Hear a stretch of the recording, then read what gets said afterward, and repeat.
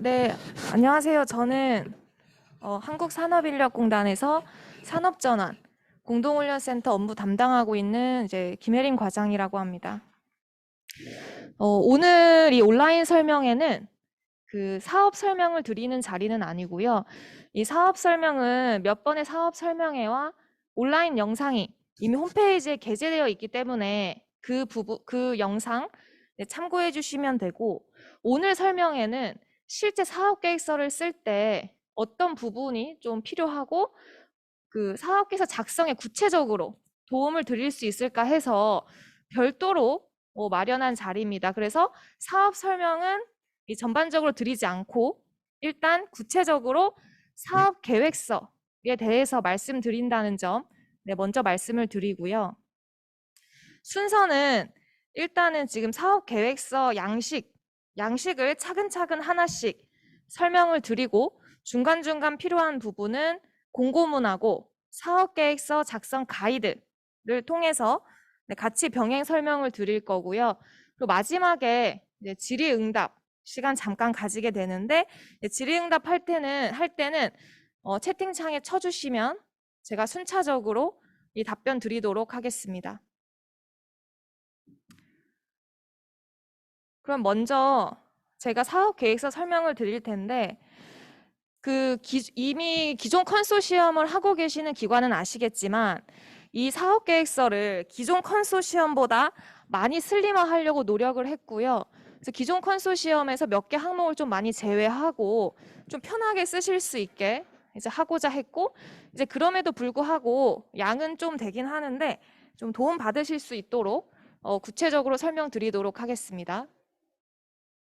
근데 먼저 공고문에 보시면은 지금 공고문 화면 보이시죠? 여기에 기관 선정 심사 기준이 있습니다. 그래서 이 심사 기준을 먼저 참고해 주시면 되는데, 이 사업 계획서는 A건하고 B건이 있습니다. 이 A건하고 B건의 차이점은 뭐냐면, A건은 사업 운영 전반에 대해서 사업 운영을 어떻게 이끌어가고 인프라 지원금을 어떻게 쓸지와 같이 전반적인 내용을 적는 게 A건이라고 할 수 있고, 그 다음에 B건은 훈련 과정별로 기술하는 거를 B건이라고 할 수 있겠습니다. 그래서 A건하고 B건이 있는데 순차적으로 설명드리면 먼저 A건부터 설명을 드릴게요. 그래서 이게 A건 처음에 사업계획 작성 양식이고요. A건 한번 보시면, 표지 한번 보시면 여기 산업전환 훈련 목표를 기술하도록 되어 있고, 밑에 기관명, 그리고 저희 운영 형태가 아시겠지만 단독형 혹은 공동참여형으로 들어올 수가 있습니다. 그래서 여기에는 단독형인지 이제 공동참여형인지 적어주시면 되고, 이제 최초는 당연히 초기 사업 계획서이기 때문에 초기라고 적어주시면 되고요. 나중에 선정되시게 되면 최종 사업 계획서를 다시 내시게 되는 구조입니다. 왜냐하면 이제 심사 시에 수정 사항이 발생할 수 있기 때문에. 그래서 A건 목차 한번 보시면, 목차는 신청서, 요약서, 소개, 그리고 지금 순서 한번 보시면 사업 역량, 사업 투입, 사업 운영으로 되어 있습니다. 이거는 심사 기준을 한번 보시면 이 순서대로 되어 있는 거예요. 그래서 심사 기준의 첫 번째 사업 역량 30점이 연계가 되는 거고, 사업 투입 30점이 연계가 되는 거고, 사업 운영 40점이 연계가 되는 구조입니다. 그래서 이 순서대로 되어 있다라고 말씀을 드리고, 이 순서에 맞춰서 기술을 해주시면 됩니다. 이제 목차는 마지막에 쪽수 적어주시면 되고요. 그 다음에 계속 이어서 A건 말씀드릴게요. 먼저 이 신청서가 들어가게 되는데, 일단 형태가를 먼저 정하신 상태실 거예요. 아마 단독으로 들어올지 단독형, 아니면은 여러 개 기관이 협업을 해서 들어오시게 되면 공동참여형이 되는데, 이 신청서는 단독형과 공동참여형 양식이 조금 달라서 각 선택한 운영 형태에 맞춰서 작성을 해주시면 됩니다. 그래서 여기 신청서 있고요. 신청서는 기존하고 비슷한데 여기 기관 현황 적어주시고, 그다음에 협약 기업 수, 산업전환 훈련 목표, 신청 과정, 이런 내용, 전반적인 내용이 들어가게 되고요.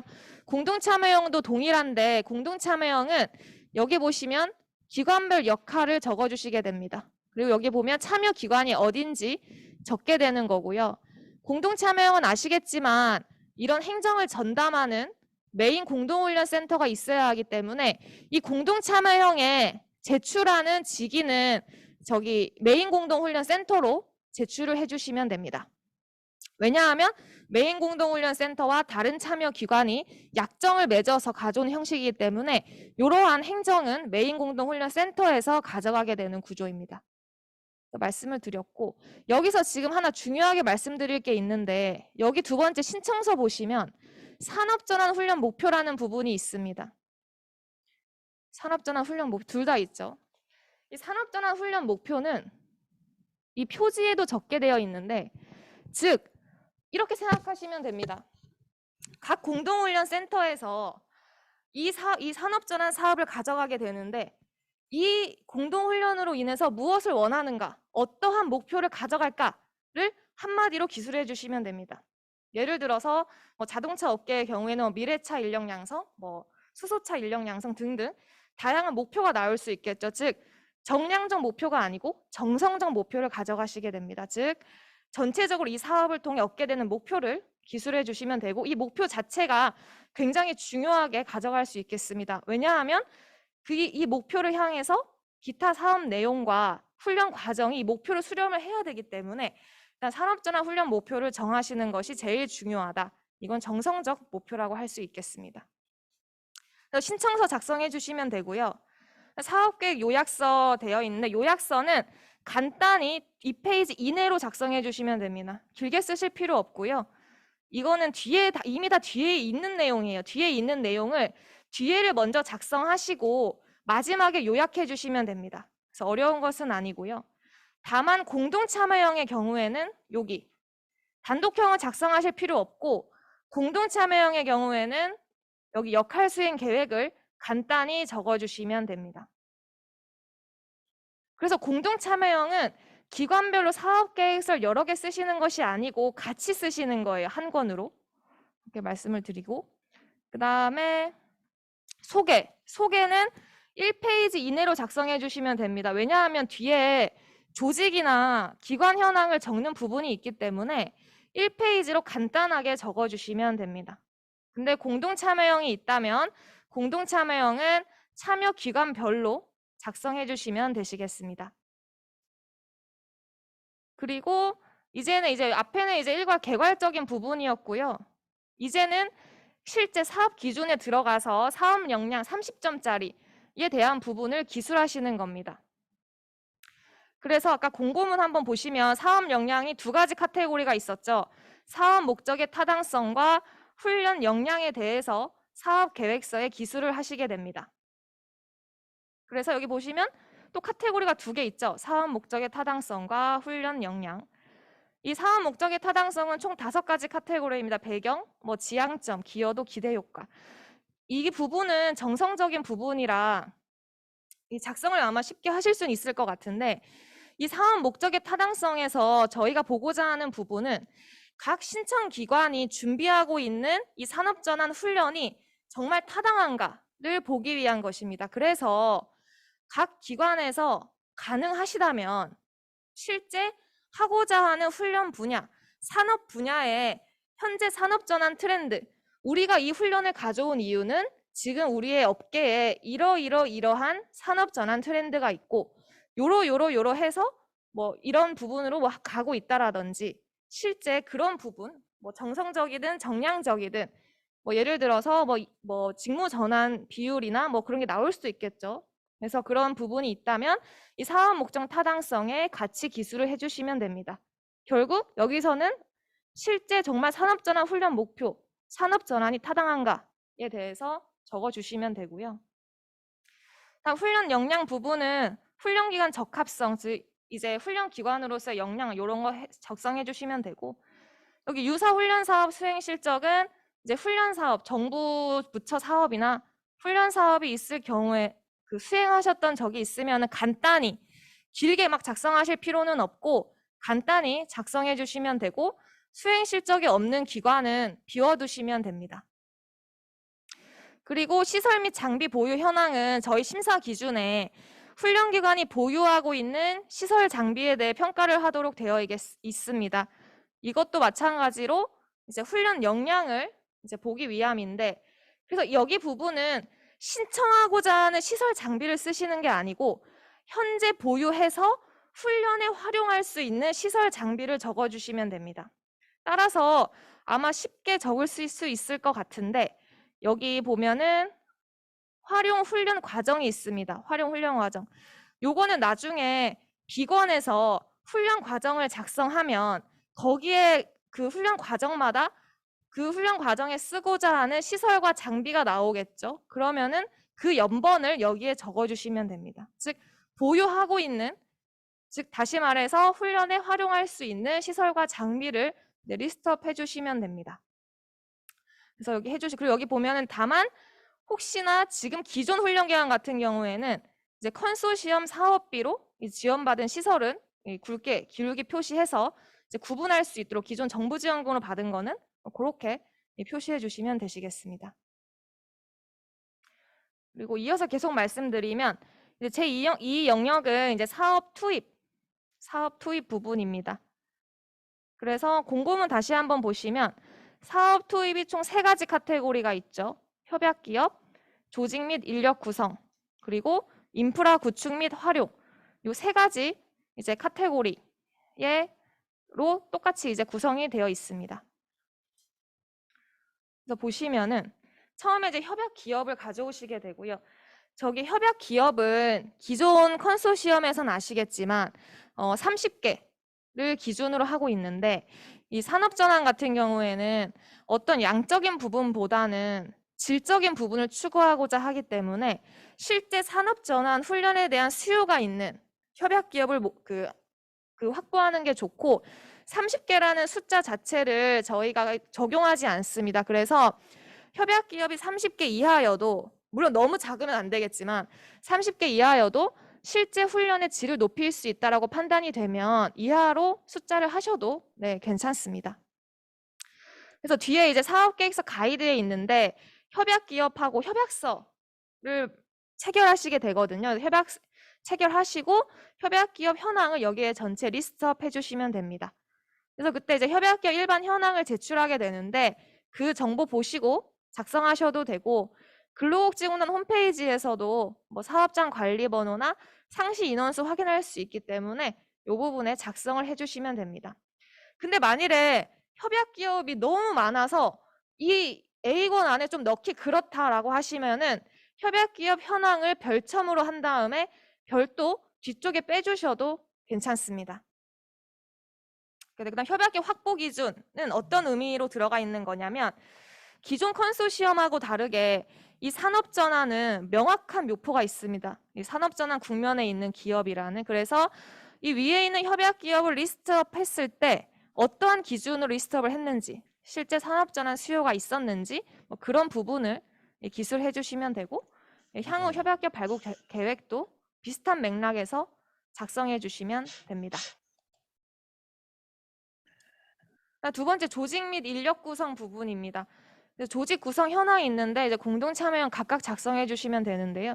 이 조직 구성 현황이 있는 이유는 어느 정도 훈련 역량을 저희가 보기 위한 부분입니다. 그래서 인력이 어떻게 되는가 해서 조직 구성 현황에 소재지, 조직, 뭐 직원 수, 정규직 수, 조직도 요 정도 넣어 주시면 되는데, 만일에 우리는 그룹 계열이라서 너무 크다, 여기 넣기에는 크다라고 하시면 저기 훈련과 관련된 기관, 훈련 기관 그 담당 팀 그쪽으로 이렇게 해가지고 적어주시면 되고, 그룹 계열에서 너무 큰 경우에, 일반적인 기관의 경우에는 이제 전체적으로 한번 적어주시고, 만일에 선정이 되면 이 사업을 담당할 기관은 뭐 무슨 팀이다, 이렇게 밑에다가 적어주시면 됩니다. 그래서 이거 좀 자율적으로 적어주시면 되고요. 그 다음에 저기 재정 건전성 부분 있습니다. 이 재정 건전성은 각각 이제 작성해 주시면 되는데, 뒤에 증빙서를 보시면 아시겠지만 재무제표를 제출하도록 되어 있습니다. 재정 상태를 보기 위해서. 그래서 여기에 재무제표를 넣진 않으셔도 되고 재무제표를 간단히 요약하거나 요약만 해가지고 적어주시면 됩니다. 여기 운영위원회 한번 말씀을 드릴게요. 저기 여기 A권에 여기 가이드에 제가 적어놨는데, 이 운영위원회라는 게 어떤 개념이냐면, 각 신청기관은 선정이 되시면 운영위원회를 하시게 되는데, 이 운영위원회는 각 기관이 가지고 계시는 이제 자체위원회입니다. 그래서 이 미리 위촉을 하셔서 명단을 포함해서 이제 제출을 하게 되고, 원래 이제 기존 컨소는 규정을 미리 제출해야 되지만, 이 운영위원회 규정은 선정된 다음에 이제 제출을 해주시면 됩니다.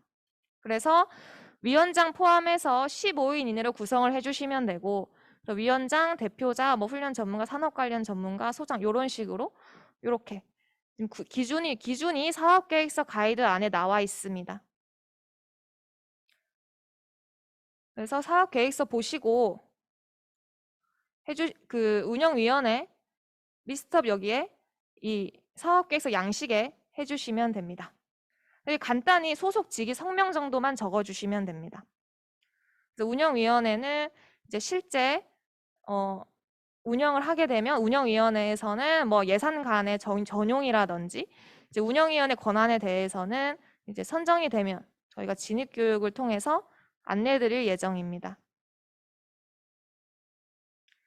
그리고 사업 책임자 및 전담 인력 이쪽에 아마 좀 궁금하신 거 많으실 거예요. 그래서 여기 왜냐하면 사람을 어떻게 꾸려나갈지 인력을 어떻게 꾸려나갈지 부분이기 때문에 좀 설명을 드리겠습니다.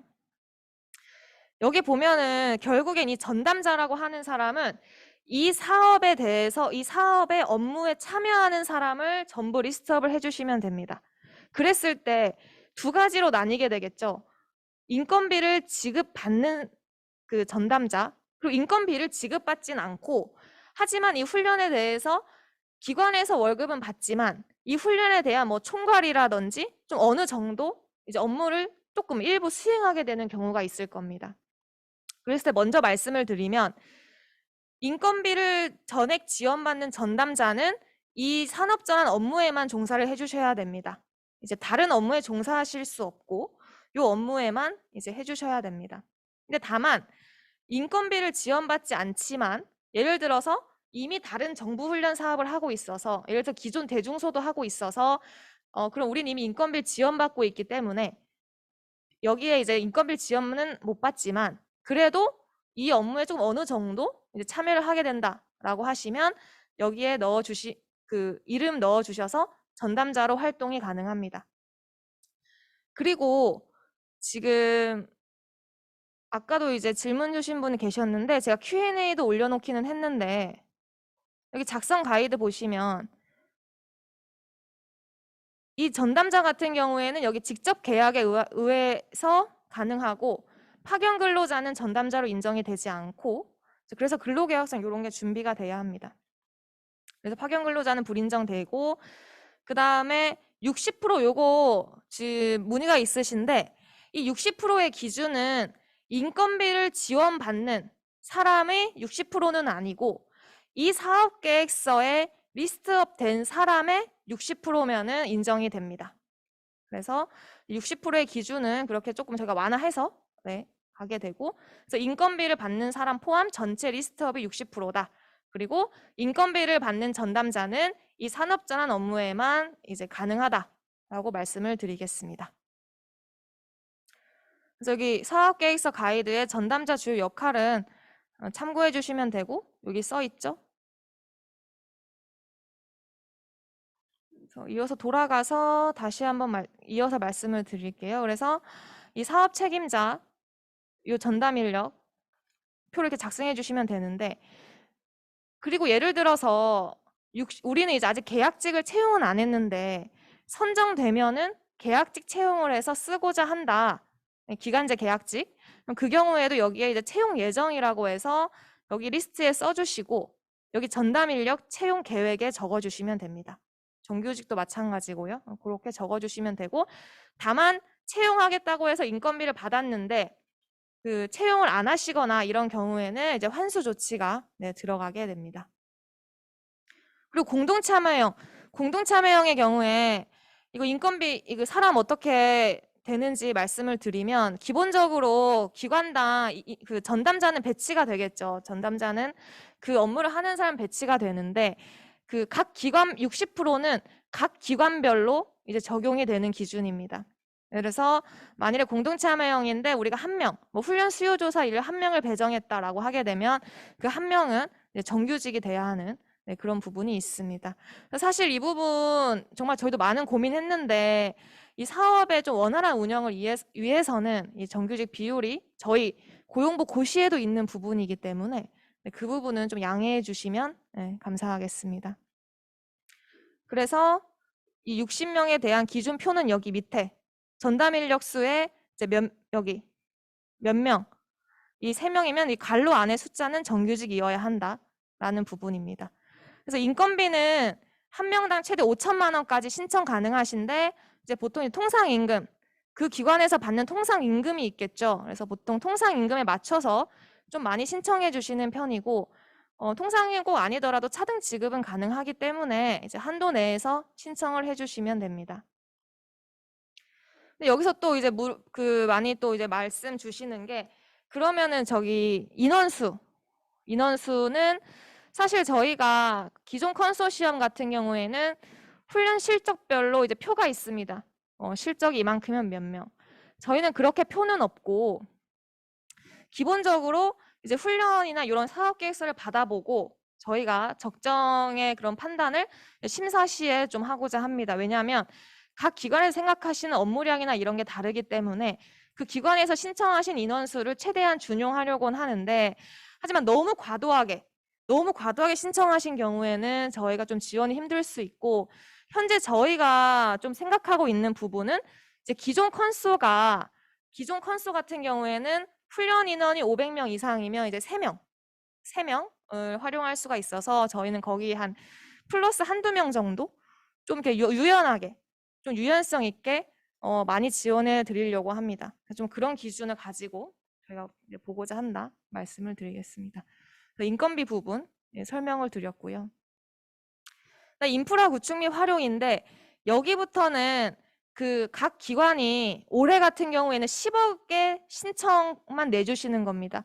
그러니까 저희가 한 번 선정되면 그 5년 동안 30억을 받으시게 되는데 오늘 이 사업 계획서는 30억을 작성하시는 게 아니고 올해 쓸 10억만 신청해 주시면 됩니다. 왜냐하면 연에 한 번 사업 계획 심사를 하기 때문에 향후 5억에 대해서는 그 각 연도별로 심사를 받으시는 겁니다. 요거는 10억만 작성해 내주시는 거다 말씀을 드리고 이 정부 지원금 여기 보시면은 크게 이미 공고문이나 가이드 보신 분들은 알 거예요. 인건비, 운영비, 그 다음에 시설 장비, 그 다음에 훈련비 이렇게 적어주시면 됩니다. 그래서 여기는 총액만 적어주시면 되는데 인프라 지원금은 명확히 아마 신청이 되실 건데 훈련비 같은 경우에는 저희가 4호 지급이거든요. 그래서 여기 훈련비는 수료 인원에 따라서 실제 금액은 달라질 수 있지만 여기에 작성해 주실 때는 그 계획 인원으로 총괄적으로 작성해서 내주시면 됩니다. 그래서 여기 보면은 여기 보면은 이 표에 맞춰서 누구 얼마 해가지고 이 작성 요령이 다 있기 때문에 한번 읽어보시고 신청을 주시면 됩니다. 그래서 여기 운영비, 그 다음에 훈련 시설비, 그 다음에 여기 훈련 장비비, 그리고 훈련 장비비 이렇게 내용 적어주시면 됩니다. 그래서 아마 시설 장비, 뭐 인건비 인건비, 일반 운영비, 그리고 산업전환 대응 지원비라고 있는데 요거는 이번에 10억을 신청하시면 각각의 한도는 없습니다. 뭐 장비 5억 혹은 뭐 산업전환 대응 지원비 1억 이렇게 제한을 두지는 않고 자유롭게 항목은 자유롭게 신청하시면 됩니다. 다만 너무 과대하거나 너무 과소하게 신청된 경우에는 심사 시에 감정평가라든지 혹은 적정성 검토 후에 저희가 조금 조정이 있을 수는 있겠죠. 심사위원에 대해서. 그래서 하지만 기본적으로 저희는 많이 지원해 드리려고 한다라는 부분이 있습니다. 그래서 요건 아마 항목은 사업계획서 가이드 보시고 신청을 주시면 되는데 산업전환 대응 지원비 한번 설명을 드릴게요.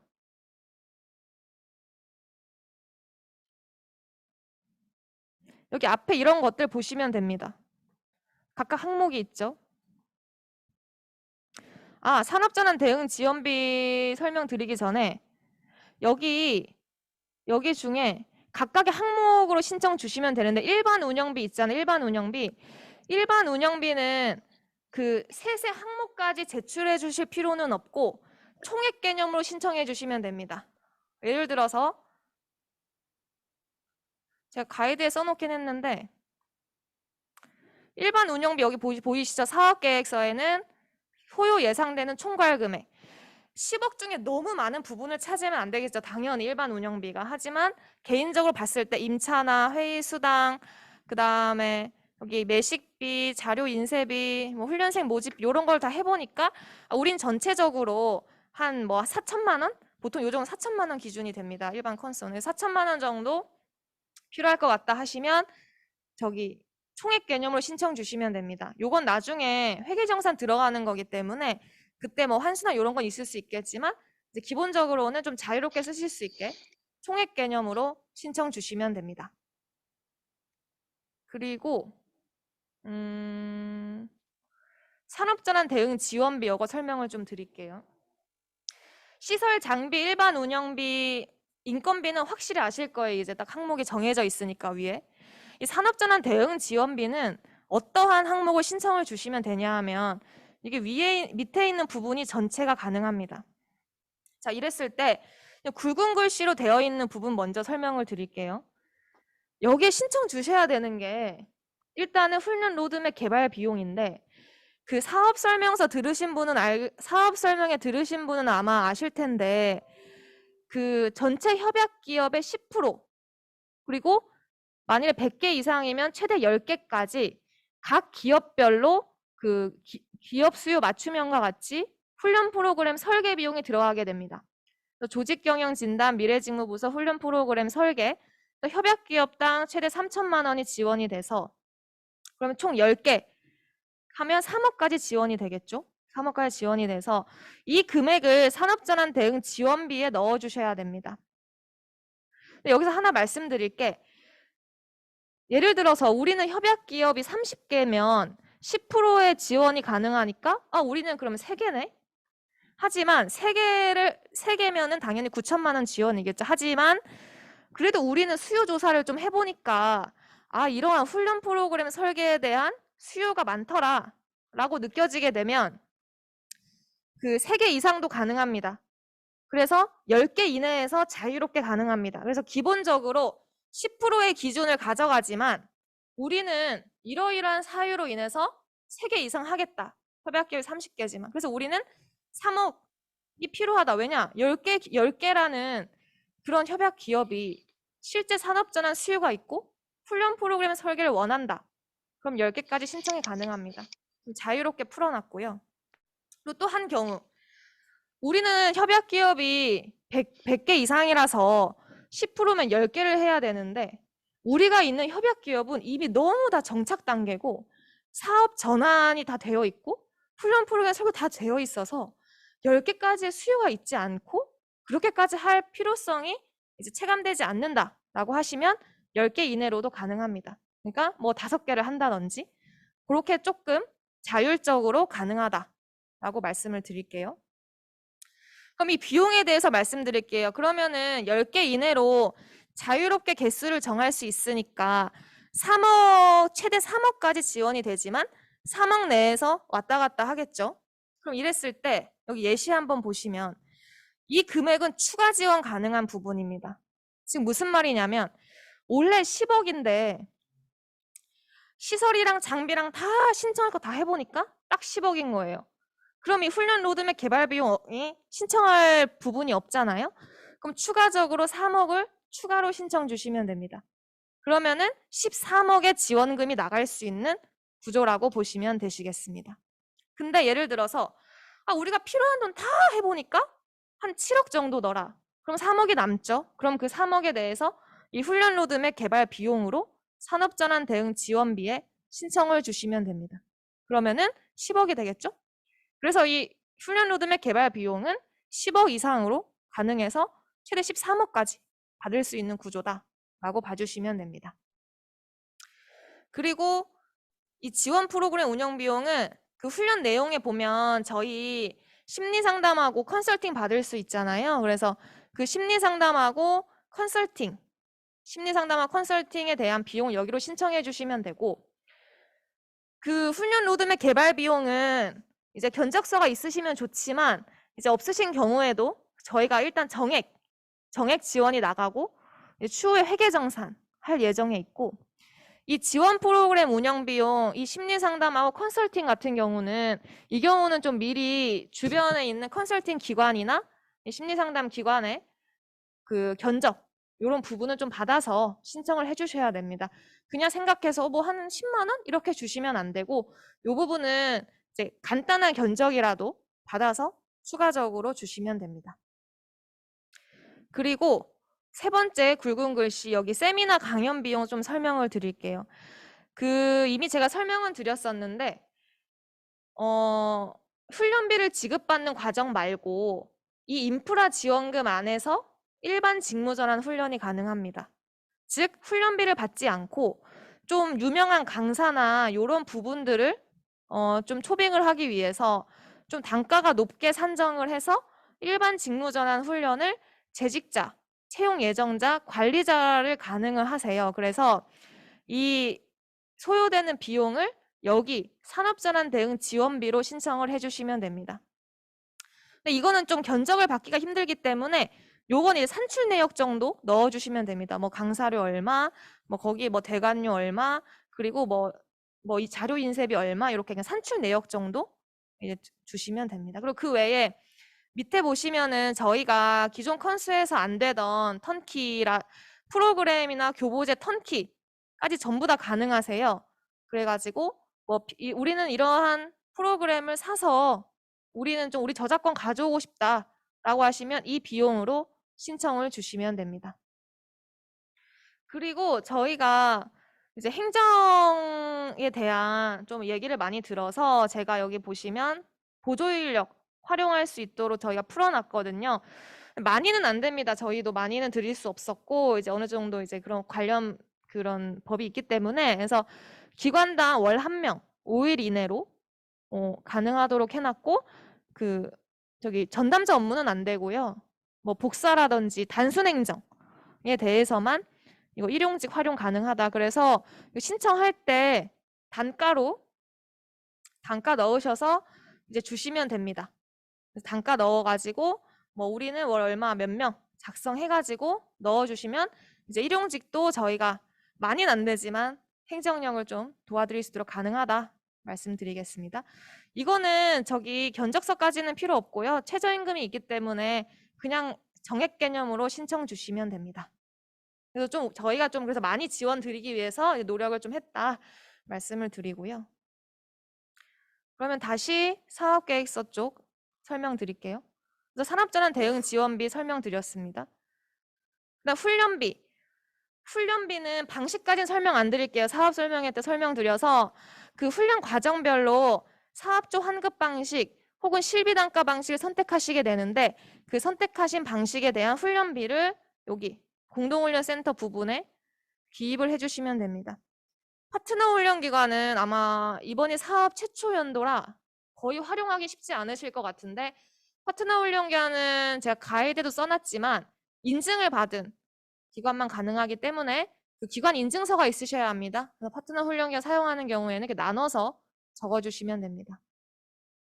그래서 훈련비 과정별로도 이렇게 적게 되어 있습니다. 그래서 훈련비 과정별로 산출이 되기 때문에 이 부분 작성해 주시면 되고, 그 다음에 식비, 숙식비, 훈련수당 이미 알고 계신 분들 계실 텐데, 저희가 식비나 숙식비 이런 거를 제공한 경우에는 요 금액을 드릴 수가 있습니다. 그래서 뭐 이 과정은 우리가 식비 얼마 나갈 것 같다라고 해서 여기에 작성은 해주시는데, 실제 훈련비 지급은 저희 소속기관에서 증빙 서류를 보고 하기 때문에 뭐 여기엔 적지 않았지만 뭐 나중에 이제 식비를 실제 주신 경우에는 사후 청구도 가능하고, 여기에 적었지만 실제 비를 제공하지 않고 식사를 제공하지 않으면 사후에 지급이 안 되는 거기 때문에 이 부분은 이제 정확한 건 아니고 이제 규모만 그 산출된 규모 정도 적어주시면 됩니다. 그래서 이제 훈련비에서 여기다가 적어주시면 되고요. 다음 이제 3영역입니다. 여기는 사업 운영 부분입니다. 그래서 사업 운영이 여기 보시면은 여기 마지막 사업 운영 카테고리에 훈련 목표, 수요조사 진단, 계획 및 훈련 과정, 성과평가 지표에서 총 40점을 가져가게 되는 40점을 가져가게 되는 겁니다.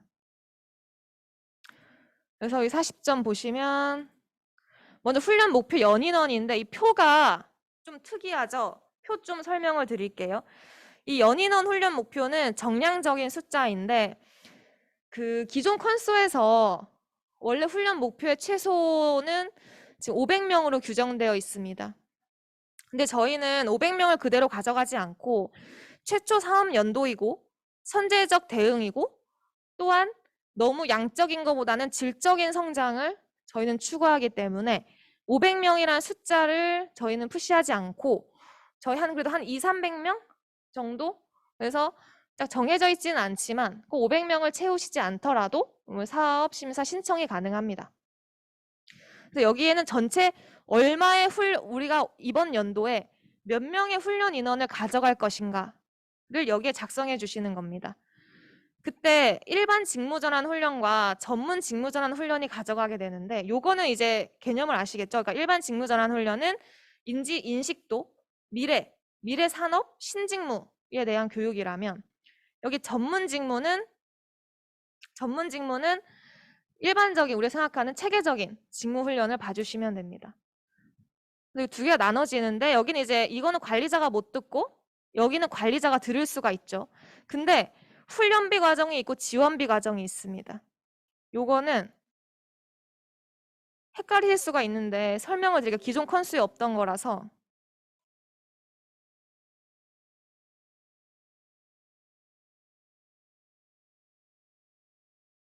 여기서 설명을 좀 드릴게요. 훈련비와 지원비 과정 모두 훈련 실적으로 인정이 되는데 두 개가 어떻게 다른지 설명을 드릴게요. 훈련비 과정은 그 아까 사업조 환급이랑 실비 단가 방식 중 택이라는 과정 있잖아요. 재직자하고 채용 예정자 대상으로 그 훈련비를 받는 과정, 훈련비 과정이라고 하게 됩니다. 기존 지금 하고 계신. 근데 이 지원비 과정은 아까 앞에서 항목 중에 산업전환 대응 지원비 있었잖아요. 그 산업전환 대응 지원비를 통해서 세미나 강연 등의 형태로 하는 거를 저희는 지원비 과정이라고 합니다. 요거는 훈련비를 받으시는 게 아니고 그냥 인프라 지원금을 통해서 실시하시는 거예요.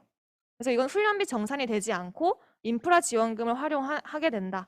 그래서 만일에 최초 신청한 금액과 실제 지원비 과정 운영 금액의 차이가 있다면 나중에 그 차액에 대해서는 환수하게 되는 그런 구조라고 보시면 됩니다.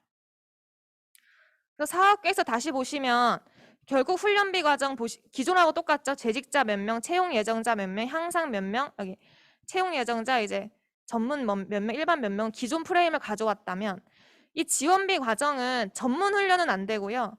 일반 직무전환 훈련, 세미나 강연을 올해 몇 명 할 것인가를 여기에 적어주시면 됩니다. 그리고 밑에 훈련 목표 설정 근거는 이제 간단한 수요조사 결과 적어주시면 되고 그 다음에 여기 지원 프로그램 실시 계획은 아까 말씀드렸듯이 심리상담이나 컨설팅 이제 이기 때문에 올해 이제 견적을 받아서 심리상담 우리 몇 명 정도 수요가 있을 것 같다.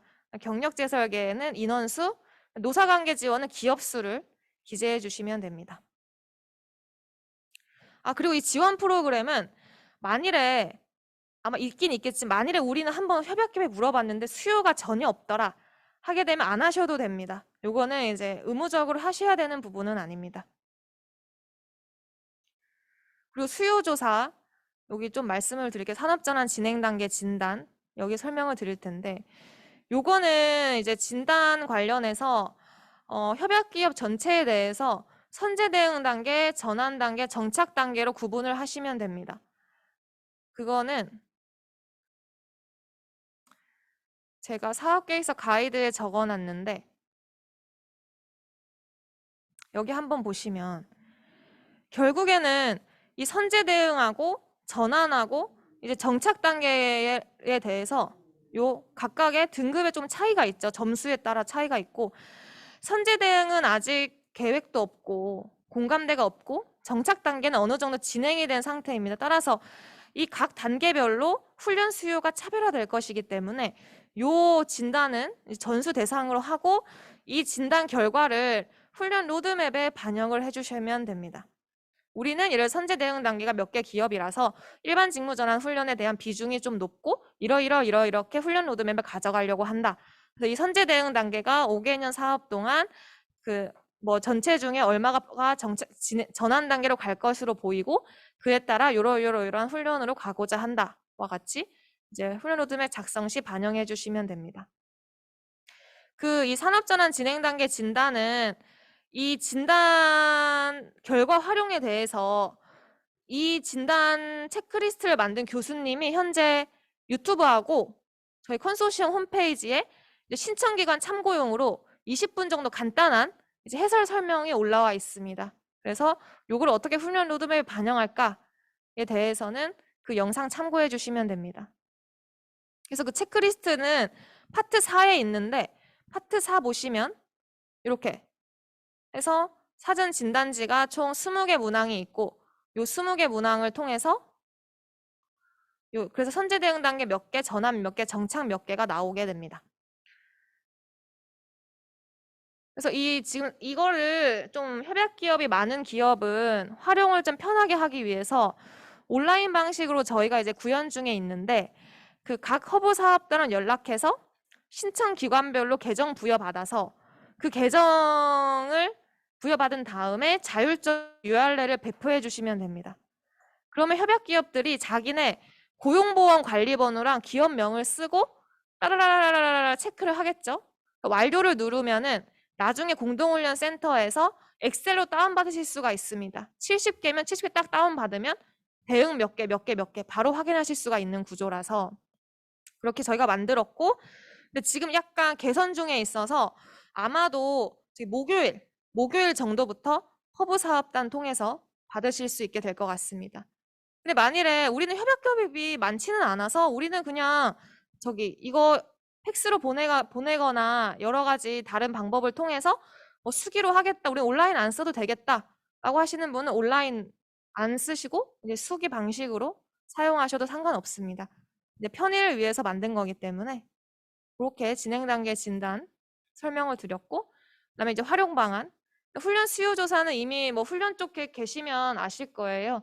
이제 훈련에 대해서 어떠한 훈련을 요구하는가를 확인하고 그 훈련 과정이 나오면은 요구조사 한 다음에 과정이 나오면 각 훈련 과정별 몇 명이 듣고 싶어 하는가와 같이 그 수요조사 결과까지 여기에 담아서 훈련 과정을 도출해 주시면 됩니다. 그리고 훈련 계획 및 훈련 과정 부분인데 여기에 산업전환 훈련 목표 아까 말씀드렸죠. 결국에는 정성적 목표예요. 우리는 도대체 어떠한 거를 이제 산업전환의 목표로 볼 것인가. 그래서 그 목표 설정 배경 여기 써놨는데 최근에 산업구조 변화와 같이 타당성과 차별성 왜 기존 훈련이 아닌 산업전환 공동훈련 센터로만 요 훈련 목표를 가져갈 수 있는지 타당성과 차별성을 제시해 주시면 되고 여기에 로드맵 적어주시면 됩니다. 그리고 이제 훈련 과정을 리스트업 하시게 되는데 일람표하고 계획표가 있는데요. 일람표는 아까 말씀드렸듯이 저기 훈련비 과정 적어주시면 되고 이 계획표는 저기 세미나 강연과 같이 세미나 강연을 뭐 대충 얼마 가지고 몇 회 정도 할지 엄청나게 자세히 적을 필요는 없습니다. 이 세미나 강연 그냥 주제 정도 뭐 해서 적어서 리스트업 해주시면 됩니다. 그 다음에 이거 훈련과정 개발 계획은 저기 아까 10% 최대 10개까지인데 뭐 우린 몇 개 하겠다 적어주시면 되고 이 훈련 로드맵 개발할 때 우리는 이거는 저기 전문기관을 입찰해서 쓰시게 되는데 입찰했을 때 우리는 이러한 차관사항을 가지고 가겠다. 그리고 향후 개발 계획, 이제 훈련생 모집 계획 적어주시면 되고 파트너 훈련기관 활용 계획은 이 파트너 있는 경우만 적어주시면 되고 이제 성과평가 지표 여기 한번 보시면 성과평가 지표 이제 자율 지표를 60점 가져오시게 됩니다. 60점. 이 60점은 이제 성과평가 중에 자율적으로 우리는 여기 몇 점, 정성지표 하나, 정량지표 하나 가져오시면 되고, 합이 60점이 돼야 되고, 이제 배점 배분은 자율입니다. 그래서 자율성과지표를 만들어 오시면 됩니다. 이제 성전되시면 상반기까지는 이제 조정이 가능하시기 때문에 이거 적어주시면 되고, 그 다음에 증빙자료 여기 이거는 저기 제출해 주시면 되고, 저희 심사할 때, 현장 심사할 때 거기에 비치해 주시면 됩니다. 여기서 저기 평가지표 나온 김에 몇 가지 저희 특색 좀 설명을 드릴게요. 여기 보면은 자사근로자 훈련 비율이라고 되어 있는데, 몇 가지 기존 컨소시엄과 다르게 저희가 지원하고자 하는 방향 좀 설명을 드리면, 일단은 자사근로자라 하면 법인 등록번호로 구분할 예정인데, 자사근로자를 20%까지 이제 훈련을 들을 수 있도록 하려고 합니다. 그래서 전체 훈련 수료 인원 중에 20%까지 넘지 않도록 20%까지는 계속 훈련이 가능하다. 즉 20%이기 때문에 훈련을 많이 하면 할수록 자사근로자가 들을 수 있는 명수도 점점 많아지겠죠.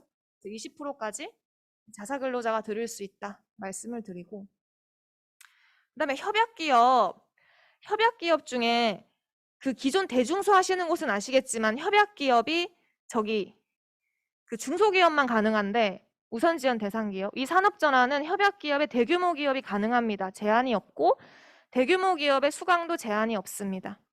그리고 훈련비, 대규모 기업은 훈련비 전략의 경우에 80%를 주는데 산업전환은 100% 지원할 예정입니다. 그리고 경영회계 사무과정, 저기 일반 직무전환 훈련은 경영회계 3으로 들어오실 수도 있습니다. 물론 뭐 각 세부적인 훈련 과정이 더 필요하긴 하겠죠. 근데 경영회계 사무 과정의 경우에도 기존 컨소는 실적을 인정 안 하고 40%의 훈련비가 나가지만, 저희는 일반 직무전환 훈련의 경우에는 실적으로 인정하고 100% 훈련비가 나갈 예정입니다. 이렇게 지금 설계가 된 이유는 산업전환에 여러 분야들이 있겠지만 이제 실제 선제적이고, 결국 저희는 중소기업 우선지원 대상 기업과 함께 가는 대규모 기업이 먼저 변해야 한다라는 저희는 그런 생각을 가지고 있기 때문에, 산업전환이 본격화되면 이 훈련비 지원 비율은 조정은 될 수 있겠지만 기본적으로 이제 사업 최초 연도이고 초기임을 고려해서 대규모 기업에 대해서 좀 지원을 많이 해서 대규모 기업과 함께 중소기업이 훈련을 같이 갈 수 있는 이제 그런 구조를 만들려고 합니다.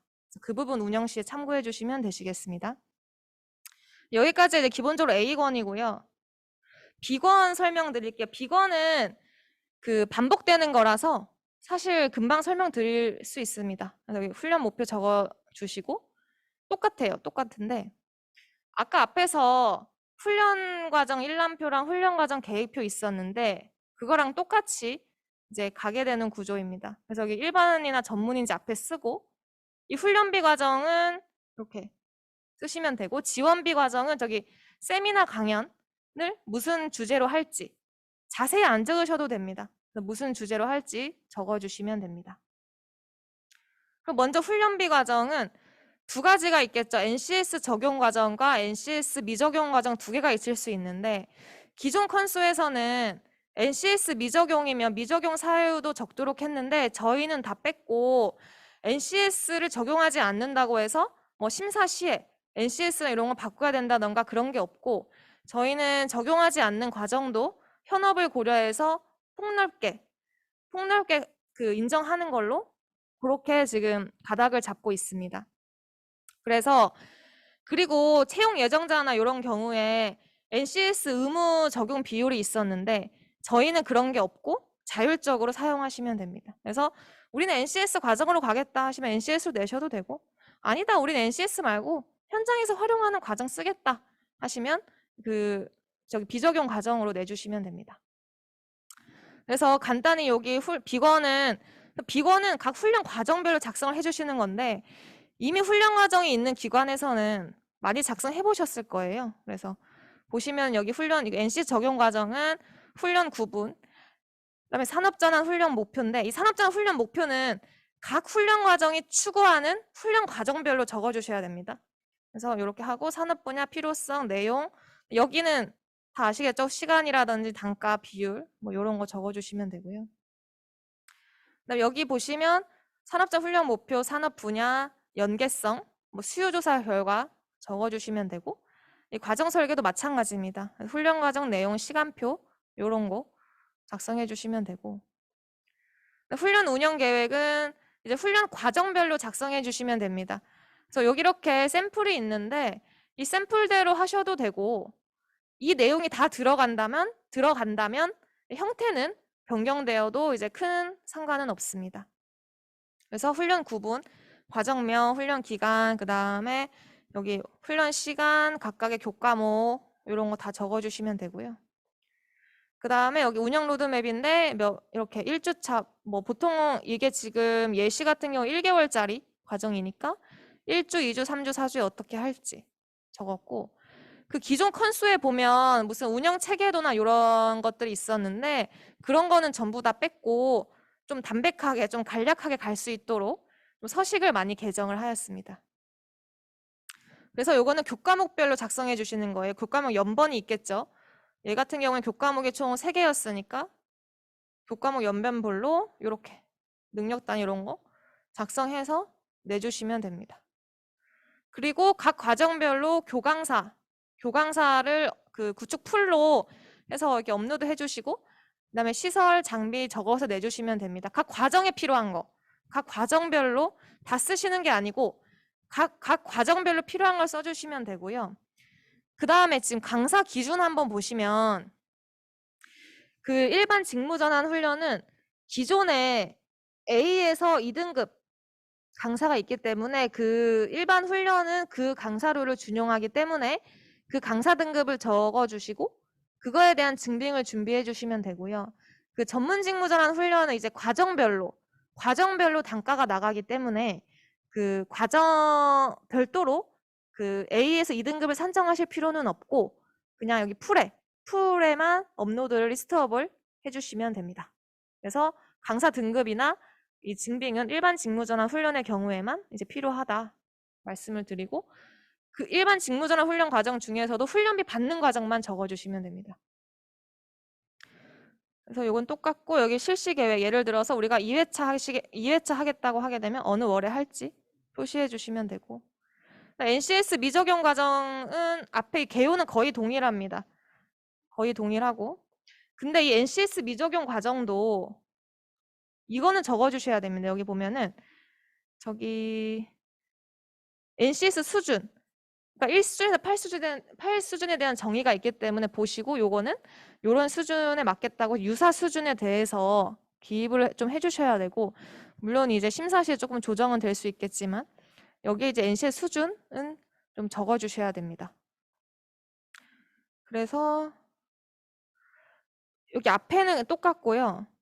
여기 훈련 과정별 계획 보면 여기 훈련 수준 참고해서 작성해 주시면 되고, NCS 직종 코드도 작성을 해주셔야 됩니다. NCS 과정은 아니지만 이게 들어가는 이유는 훈련비 산정 때문에 요런 게 들어가야 저희가 훈련비에, 왜냐면 사업주 단가가 나오기 때문에 유사한 NCS 직종 코드와 수준은 작성해 주시고 요거는 심사 시에 저희가 확인할 예정입니다. 그래서 나머지 부분도 똑같고 이것도 교과목별로 조금 더 이제 좀 자율적이죠. NCS가 아닌 경우에 능력단위나 이런 게 적용되지 않기 때문에 이렇게 좀 작성을 해서 내주시면 됩니다. 그래서 이런 평가 계획도 있는 경우에만 적어주시면 되고, 그리고 이것도 마찬가지로 교강사, 시설 장비, 실시 계획은 다 양식이 똑같습니다. 결국 각 훈련 과정별로 작성을 해야 되는 내용은 유사하고 그 내용을 어떻게 가져오실지 문제가 될 것 같고요. 마지막 이거는 이 지원비 과정은 뭐냐면 아까 비권 앞에 보면 그 훈련비를 받는 건 아닌데 인프라 지원금으로 하는 거 있었잖아요. 일반 직무전환 훈련 중에 뭐 그 관리자 대상으로 하거나, 그러니까 이게 여기는 세부 내용을 쓰실 필요는 없고 각 과정별로 한 장만 쓰시면 됩니다. 한 장. 개요만 쓰시면 됩니다. 그래서 이 세미나를 왜 하려고 하는지, 그래서 이거는 관리자 대상으로 할 건지, 재직자랑 채용자 같이 할 건지 뭐 이런 거 적어주시면 되고, 그다음에 훈련 시간이나 일수. 보통 이제 세미나 같은 경우에도 이건 훈련이기 때문에 기본적으로 저희 그 직능법 적용을 받아서 4시간 이상의 과정으로 가져와 주셔야 됩니다. 그랬을 때 훈련 시간, 일수, 그다음에 정원 적어주시고, 그다음에 횟수 몇 회 할 건지, 그리고 소요 예산. 아까 말씀드린 세미나나 강연은 지금 상태에서 정확히 예산을 산출할 수는 없기 때문에 그 산출 내역, 예를 들어서 강사료 얼마, 이런 거 얼마 해서 이제 각 과정별로 소요 예산 이렇게 적어서 제출해 주시면 이제 비권은 끝이 나게 됩니다. 비권은 이제 중복되는 거라 간단히 설명을 드렸는데, 그래서 전반적으로 이제 사업 계획서에 대한 설명은 끝났고요.